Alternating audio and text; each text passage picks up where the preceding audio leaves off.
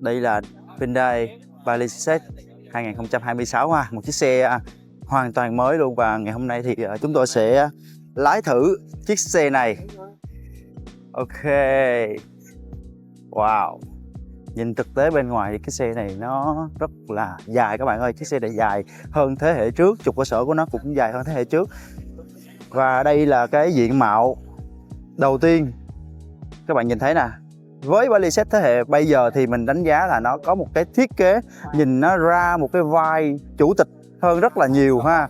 Nó dường như là nó tách biệt hơn hẳn với những cái dòng xe khác của nhà Hyundai nói riêng và của những cái hãng xe khác, xe Hàn hoặc là xe Nhật luôn. Một cái diện mạo có thể nói là nó sẽ nhiều những cái đường ngang nè. Và đặc biệt là bây giờ anh em thấy là cái diện mạo ở phía trước của chiếc xe này á, bây giờ nó cũng nó tiết chế lại bớt ha. Nó sẽ không còn quá nhiều những cái đường màu mè nữa. Đây là cái cụm đèn định vị nè. Đây chính là cái thứ làm nên cái điểm nhấn ấn tượng của chiếc xe này ha. Chúng ta sẽ có 1, 2, 3 cái vạch đèn định vị. Và đèn chiếu sáng nó sẽ được nằm ở phía bên trong. Cái lưới tản nhiệt của chiếc xe bây giờ thì nó cũng sẽ là cái lưới tản nhiệt hình gần như sẽ là hình chữ nhật. Nó sẽ vát đáy một chút ở dưới này. Và cái điểm nhấn của nó sẽ là những cái đường mạ chrome bóng nè. Rồi ở phía dưới này thì phần cản nó sẽ có là phần cản màu đen và được sơn xám. Đối với phiên bản cao, đây là phiên bản cao Calligraphy á, thì nó sẽ có được trang bị một cái bộ mâm. Đây là mâm đa chấu và nó sẽ là mâm 21 inch. Và các bạn nhìn này, bộ lốp của chiếc xe bây giờ là đi lốp Pirelli Scorpion MS, một bộ lốp rất xịn của Pirelli luôn. Gương chiếu hậu các bạn thấy là gương chiếu hậu của Palisade bây giờ nó sẽ làm rất độc đáo ha. Nó sẽ gần như là nó sẽ làm vòng cung. Nó là vòng cung và ở bên khu vực này nó sẽ vát cái đáy xuống này. Đây là đèn xi nhan tích hợp và camera 360. Hai khu vực đèn luôn. Tay nắm cửa cực to. Tay nắm cửa rất to luôn, mình nắm vào như là nắm đấm vậy đó. Và mọi người nhìn cái góc bên ngang của chiếc xe này thì mọi người thấy là nó sẽ chia làm 3 phần luôn. Phần thân ở dưới, phần kính ở phía trên và một phần mui. Gần như là nó có cảm giác như cái phần mui này nó đang bay lơ lửng ở trên cái thân xe vậy. Và ở đây chúng ta sẽ có một cái viền mạ chrome ha, kéo dài xuống đây. Wow. Cái khu vực cột D của Palisade bây giờ phải nói rằng nó làm hoàn hảo luôn.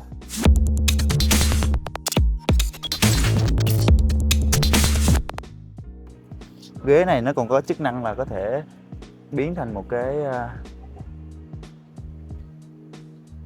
tư thế nghỉ ngơi mọi người à. Mọi người thấy là cái vô lăng chỉnh điện này nó sẽ tự động nó nâng lên ha. Và cái ghế này thì đây là cũng là một cái tư thế để có nghĩa là những người tài xế họ có thể nghỉ ngơi trong cái lúc chờ đợi sếp này nọ. Cái xe này thật ra là xe này chủ mà mua xe thì thật ra là vài người thôi, gia đình này lớn tuổi họ lái chở con cái đi chơi đi xuyên Việt này nọ thôi. Nên còn lại là cái tập khách hàng của Palisade sẽ là những kiểu chủ tịch. Thay vì mọi người không có muốn mua xe MPV cửa trượt á, thì mọi người có thể đi những cái xe kiểu này. Đến thế hệ này mình thấy Palisade Hyundai họ đã làm cho chiếc xe này nó nhìn nó cá tính hơn rất là nhiều rồi. Palisade đời trước có vẻ gì đó nó hơi bị nhầm lẫn với lại Santa Fe. Nhưng mà Palisade bây giờ nó ra một cái vai thần thái khác hoàn toàn. Cái góc ở phía sau của chiếc xe này thì cũng là một cái thứ mà hiện tại mình đang đánh giá cao. Đó chính là chỉ có một cái dòng chữ Palisade ở giữa logo Hyundai ở trên và một chữ Hybrid nhỏ nhỏ ở phía dưới thôi. Kiểu thiết kế đơn giản tối giản như thế này thôi. Đừng có thêm 2.5 hay là thêm những cái thông số gì hết á. Sau thì chúng ta sẽ có kiểu nhiều lớp vật liệu ha. Trên này là sẽ là mui xe cùng màu. Đây là cánh gió. Ở trên này sẽ có một cái đèn phanh này. Camera được đặt ở phía trên này. Và theo Hyundai công bố thì sẽ có hệ thống rửa đèn cho camera lùi ở phía sau. Có nghĩa là chúng ta sẽ có cái camera ở đây để trong trường hợp mà đi trời mưa hay là đi vào off-road nó dơ thì sẽ có rửa luôn. Một cái nút ở trong kia sẽ mở cốp xe. Và ở thế hệ Palisade này thì cái hàng thứ ba nó sẽ có khác. Đó chính là nó sẽ có thể trượt được so với thế hệ trước đó. Đây là toàn bộ cái dàn nút để điều chỉnh cái hàng ghế thứ ba trên Palisade này. Đây là L là ghế trái, ghế phải được đặt cùng một hàng với nhau. Tiến tới đây.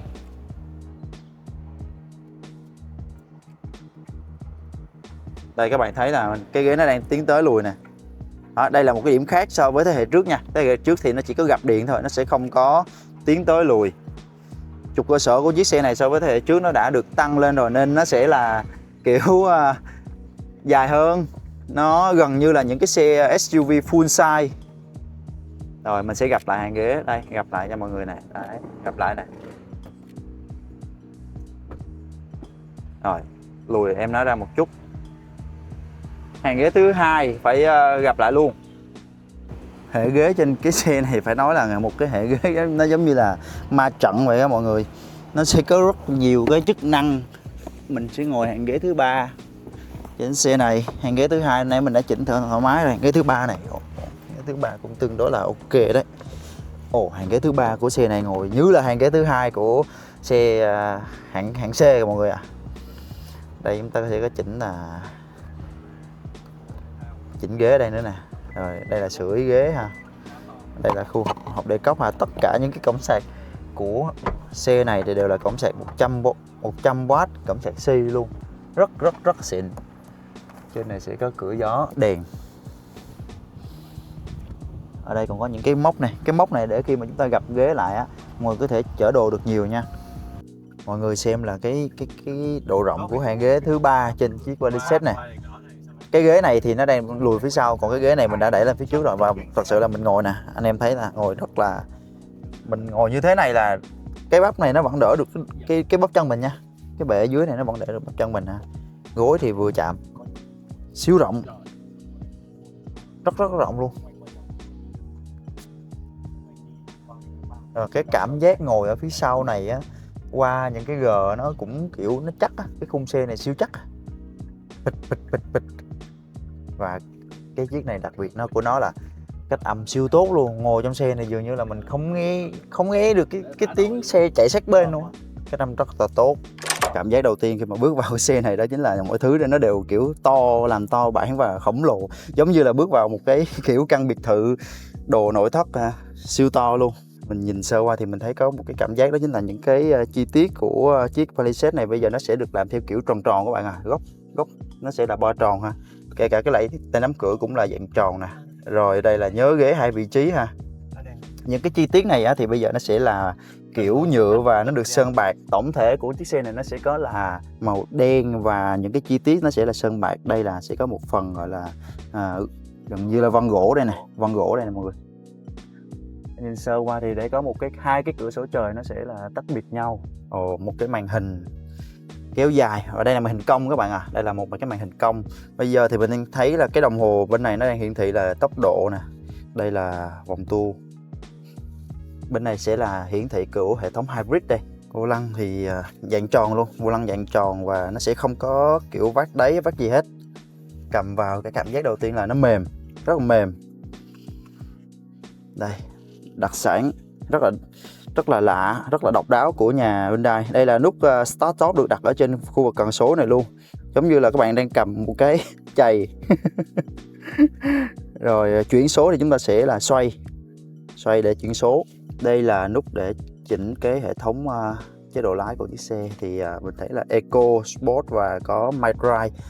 Dường như chỉnh Sport thì cái ghế này nó sẽ tự động ôm lưng lại đây. Đây mọi người thấy là nãy giờ là mình vừa mới lên xe, lần đầu tiên mình ngồi lên chiếc Palisade này và mình muốn thao tác những cái gì thì những cái thứ này nó đều bày ra trước mặt mình hết luôn á, và mình có thể biết được rằng là những cái thứ này để làm cái gì. Chuyển số có nghĩa là công tác học bố trí hiện tại đang rất là tốt ha. Loa trên này là có thương hiệu của PO đây. Đây là hệ thống 14 loa PO. Rồi trần trên này là giống như nó là giống như là đây là cũng như là không phải da lộn mà nó sẽ là hơi nhung màu đen rồi đó. Hiện tại ở trước mặt mình là đang có một cái màn hình hiển thị kính lái HUD và đang có cảnh báo tốc độ 50, có hai cái vạch làn đường tốc độ, và trên nắp capo sẽ thấy hai cái G ở hai bên này nè, mình sẽ thấy được hai cái G để mình có thể định vị được cái xe này. Đặc sản của Hyundai mình rất là thích đây chính là mỗi xi nhan này nó sẽ có một cái camera cặp lề hiện lên trước mặt trong cái đồng hồ này luôn. Đang trên màn hình hiển thị kính lái nó đang cảnh báo cái cảnh báo điểm mù ở phía sau, nó sẽ hiển thị ngay trên kính lái luôn. Cảm giác đầu tiên đó là cái xe này nó rất là êm các bạn ạ. Như ngồi trong xe mình không nghe được cái tiếng gì ở ngoài luôn, êm lắm. Ở trên này thì nó sẽ hiển thị cái phân bổ sức mạnh xuống 4 cái bánh xe. mình đang thấy là nó sẽ ưu tiên là cầu Bạn trước. đang vượt quá giới hạn tốc độ. Đấy, cảnh báo tốc độ ha, anh em đi rất là yên tâm nha. Dạo này cảnh báo tốc độ mà đi trong phố mà không có cái này là dễ rớt lúa lắm. Vô lăng này nó sẽ có rung để cảnh báo điểm mù nha. Thế hệ này thì Body sẽ được trang bị máy xăng mọi người thay thế cho máy dầu 2.2 ở đời trước. Máy xăng thì nó sẽ thích hợp với kiểu khách hàng cao cấp của Palisade hơn, êm ái hơn, và đặc biệt là khi mà đi kiểu đi cao tốc tốc độ cao thì cái kiểu hiệu năng bứt phá của nó mình nghĩ là nó sẽ tốt hơn là cái kiểu máy dầu. Trên cái màn hình này nó đang hiển thị cái hoạt động của cái hệ thống động lực chúng ta sẽ có, nếu mà khi mà nó chuyển màu xanh có nghĩa là nó đang hồi năng lượng lại, còn khi mà chúng ta đụng vào chân ga thì hai cái này màu cam có nghĩa là nó đang hoạt động động cơ điện và động cơ xăng. Ở cái khu vực cột A này thật ra là đối với những người mà mới lái thì sẽ thấy là nó hơi to, nó sẽ hơi khuất, nhưng mà khách hàng của Palisade thì thường là sẽ là đã đi nhiều xe rồi thì mình nghĩ nó không phải là vấn đề nữa các bạn Chiếc xe này khá là dễ lái đấy, rất là rộng luôn, ngồi cái khoang này cực kỳ rộng luôn, dường như là mình không chạm vào thành cửa, không chạm vào cái bệ trung tâm này luôn, nó cực kỳ thoải mái. Và cái khu vực này nè, đây là một cái đầu gối của mình hay tì vào mình đi xe nhỏ là nó sẽ bị cấn cái đầu gối này, khó chịu. Thì cái xe này Hyundai họ thiết kế nó là một cái khoảng trống cái này thì nó lại không có chạm vào, nên đi đường xa với xe này nó phải nói là rất là thoải mái nha. Ở bên thành cửa này thì mình thấy là sẽ để có hai khu vực, họ chia ra sẵn luôn, giống như là để chai nước, và nó sẽ là có những cái ngàm để giữ cho chai nước nó không bị đổ nè, hai chai nước bên này thêm một cái bên này. Khu vực này thì ôi thôi quá trời, để cái gì cũng có, đây thêm hai cái hộc để cốc nào, và sẽ có những cái ngàm để giữ cho cái ly nó không bị đổ nè, sạc không dây, sờ chạm thì rất là tốt. Đây sẽ có chỉnh ghế nè, chủ tịch ở sau sẽ chỉnh cái ghế này để lấy thêm chỗ để chân, ngã ra sau, hoặc là bên ghế này có thể bung thành cái bệ đỡ chân ở dưới luôn. Cái lối đi vào của người phía sau phải nói là siêu to khổng lồ, và cái kiểu cảm giác mà bước lên cái xe chủ tịch đó, thì bước lên nó đã lắm. Đấy, bước lên như thế này ha. Rồi ở sau này thì sẽ có rèm che nắng này, kéo bằng tay ha, loa, cái tay nắm cửa ở đây. Ở phía sau thì chúng ta sẽ có hai cái hệ thống làm lạnh là độc lập ở phía trước ha, và ở phía sau cũng có dàn lạnh độc lập luôn. Và ghế ở phía sau thì chúng ta sẽ có làm mát này, sưởi ghế này, riêng biệt cho từng ghế. Trong này thì mình thấy là sẽ có hai cái khu vực hộc để cốc, và ở đây là sẽ có một cái hộc. Sạc của chiếc xe thì nó sẽ không để ở khu vực này mà nó sẽ để ở cái sạc. Đây là sạc 100W luôn các bạn một cái hệ thống sạc siêu mạnh, sạc Si. Ôi, sạc siêu mạnh nha, 100W là sạc được đúng laptop luôn. Và tất cả cổng sạc đều là 100W nha. Đây chính là những cái thứ mà cao cấp của những cái xe này nè. Đây là hình ảnh của chủ xe Palisade đúng không các bạn? Đang sạc luôn mọi người ơi, đang sạc laptop của mình đây nè. Sạc 100W là siêu mạnh nha mọi người. Chỗ này nếu có thêm một cái gọi là cái bàn để đồ để làm việc thì sẽ rất là tốt ha. Ok anh ơi, đóng giùm em cái cửa sổ trời ở phía sau nè. Đấy, thao tác ở trên kia ha, cửa sổ trời sẽ đóng lại. Đấy các bạn đây chính là cái trải nghiệm của kiểu chủ tịch ngồi ở sau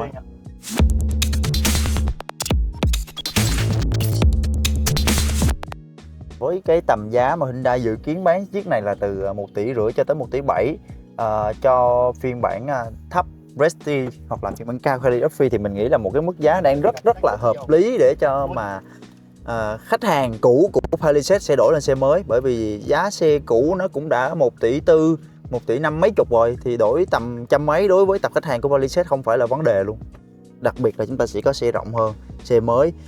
Đặc biệt luôn là cái hệ thống động cơ của xe này, khách hàng cao cấp của Palisade chắc chắn mình nghĩ là họ sẽ thích động cơ xăng hybrid hơn là động cơ máy dầu. Mình đã có một khách hàng, mình đã có một người anh đi Palisade thế hệ cũ và ông ấy đã đặt cọc chiếc Palisade Calligraphy bởi vì chỉ thích cái máy xăng thôi. Ok, các bạn nghĩ gì về cái mức giá dự kiến của Palisade thế hệ mới này? Tầm khoảng 1,5 tỷ, 1,7 tỷ, và mình nghĩ là Hyundai có thể sẽ làm được nhiều option hơn trên xe này khi mà ra mắt chính thức.